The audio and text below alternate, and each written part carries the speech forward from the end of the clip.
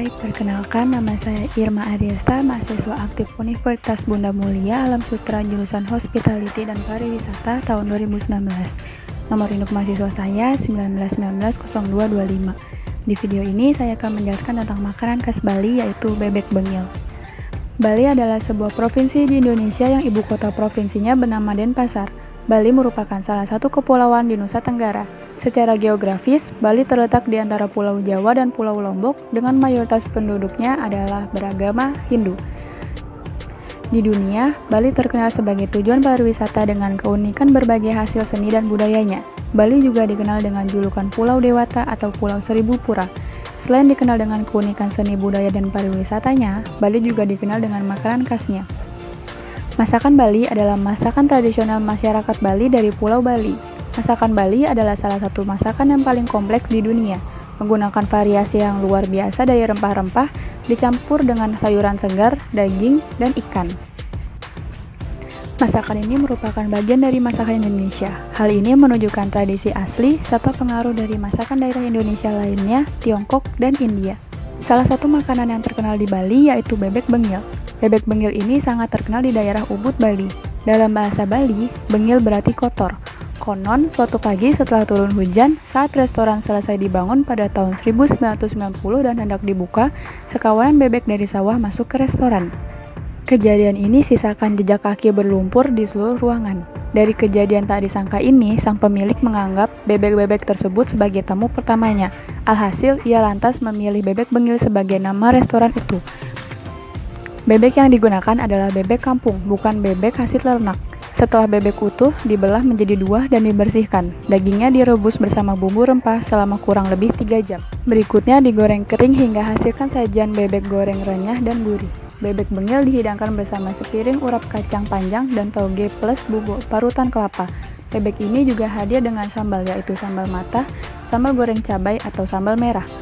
Bahan yang dipakai untuk membuat bebek bengil ini terdiri dari bebek, serai, daun salam, daun jeruk, air, dan minyak untuk menggoreng. Sementara bahan untuk bumbu halusnya ada bawang merah, bawang putih, ketumbar, lengkuas, jahe, garam, dan gula pasir.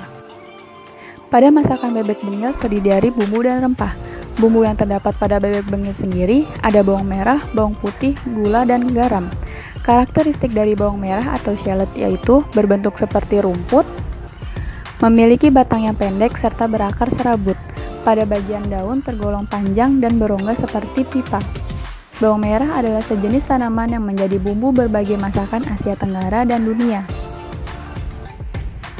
Selanjutnya ada bawang putih atau garlic, memiliki karakteristik pada batangnya yang semu dan berwarna hijau. Bagian bawahnya bersiung-siung bergabung menjadi umbi besar berwarna putih. Tiap siung terbungkus kulit tipis dan kalau diiris baunya sangat tajam. Daunnya berbentuk pita, pipih memanjang, tepi rata, ujung runcing, beralur, panjang 60 cm dan lebar 1,5 cm.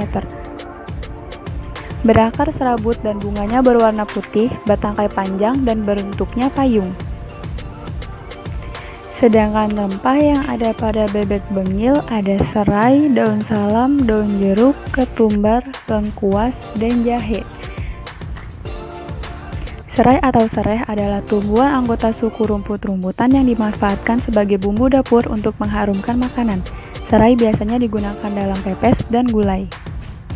Selanjutnya ada daun salam. Daun salam digunakan terutama sebagai rempah pengharum masakan di sejumlah negeri di Asia Tenggara. Seperti contoh penggunaan daun salam di Indonesia, terdapat pada masakan nasi uduk. Dalam penggunaannya, daun ini dapat dicampurkan dalam keadaan utuh, kering, ataupun segar, dan turut dimasak hingga makanan tersebut matang. Yang ketiga, ada daun jeruk atau citrus leaf. Bentuk daun jeruk seperti dua helai daun yang disusun menjadi satu.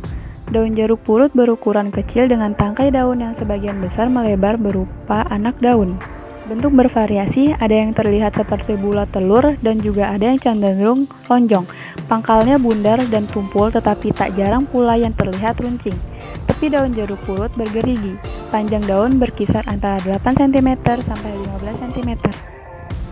Sementara itu lebarnya bisa mencapai 6 cm. Permukaan daun jeruk purut agak licin dengan warna hijau tua. Jika daun diremas, maka akan tercium berbauan yang khas. Yang keempat ada ketumbar atau koriander. Tumbuhan ini berasal dari Eropa Selatan dan sekitar Laut Kaspia. Buah ketumbar bentuknya hampir bulat berwarna kuning bersusun. Kalau matang, buahnya mudah dilontokkan. Setelah itu, buahnya dikeringkan. Penggunaan ketumbar dalam masakan diantaranya terdapat pada bumbu ungep ayam, bumbu rawon, bumbu sup, dan masih banyak lagi. Selanjutnya ada lengkuas atau laos yang merupakan salah satu jenis umbi tanaman yang masuk dalam keluarga rimpang, seperti halnya jahe dan kunyit. Bedanya kulit lengkuas cenderung mengkilat. Jenis rempah ini memiliki aroma yang khas dan tajam. Dan yang terakhir ada jahe yang memiliki akar jahe berserabut, batang yang berruas-ruas. Daun tanaman jahe memiliki pertualang daun sejajar dan memiliki tangkai daun berambut halus. Bunga jahe yang memiliki bentuk bulat telur dan panjang berwarna hijau kekuningan. Saya akan membahas tentang sejarah bumbu dan rempah yang ada di Bali. Sebagian orang percaya bahwa bumbu berasal dari dewata. Syah dan Pandawa bertapa agar dianugerahi kekuatan rasa. Doa itu dikabulkan para dewa. Dewa memberikan rasa asin kepada Yudhistira, putra pertama Pandawa. Putra Pandawa lainnya, Bima, Arjuna, dan Nakula masing-masing diberi rasa pahit, sepat, dan pedas. Sebagian orang Bali percaya bahwa bumbu berasal dari dewata. Si bungsu, Sahadewa diberi rasa manis, sedangkan Dewi, Drupadi dianugerahi rasa asam. Rasa asin lantas mewujud menjadi kencur. Sepat mewujud lengkuas, pahit mewujud kunyit. Pedas mewujud jahe, manis mewujud bawang merah bawang putih, dan asam mewujud jeruk limau. Sampai sekarang belum ada penelitian ilmiah mengenai asal-usul bumbu Bali. Meski begitu, tidak dimungkiri ada jejak asing dalam bumbu besar yang merupakan campuran antara bumbu genep dan bumbu wangi atau rempah-rempah.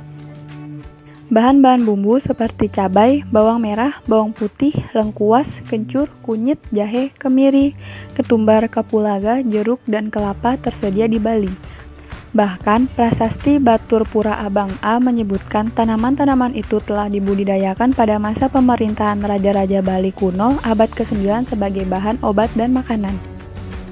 Saya akan menjelaskan sedikit rempah yang ada pada bebek bengil, yaitu lengkuas.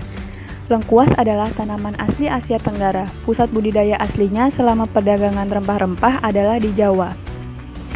Budidaya juga telah menyebar ke daratan Asia Tenggara, terutama Thailand. Lengkuas sendiri sudah menjadi rempah khas di Indonesia, dan tanaman ini juga menjadi rempah asli dari Indonesia, Malaysia, dan Thailand. Tanaman yang satu ini juga bisa digunakan sebagai obat di Timur Tengah dan India. Dan kesan saya terhadap bumbu dan rempah yang ada di Indonesia. Kesan saya terhadap perkembangan makanan Indonesia yang sedikit demi sedikit sudah mulai mendunia sangat bangga. Sudah beberapa makanan Indonesia yang mulai dikenal oleh dunia, seperti gado-gado, sate, soto, pecel lele, nasi goreng, dan lain-lain. Indonesia sendiri waktu demi waktu mulai dikenal luas oleh wisatawan mancanegara. Hal ini terbantu dengan berbagai destinasi yang ada di Bali yang sangat indah dan mampu menarik perhatian para wisatawan. Dengan tingginya wisatawan yang datang ke Indonesia, otomatis wisatawan lokal dan mancanegara mulai mencoba mengkonsumsi makanan khas Indonesia. Dan secara perlahan mereka mulai menyukai dan dengan cara penyebaran info dari mulut ke mulut, tentunya Indonesia dan makanan khas Indonesia mampu dikenal banyak orang dan mendunia. Namun, masih beberapa makanan saja yang dikenal oleh negara lain. Beberapa cara yang dapat dilakukan untuk memperkenalkan makanan Indonesia ke luar negeri dapat melalui Ubud Food Festival yang diadakan setiap tahun di Ubud, Bali.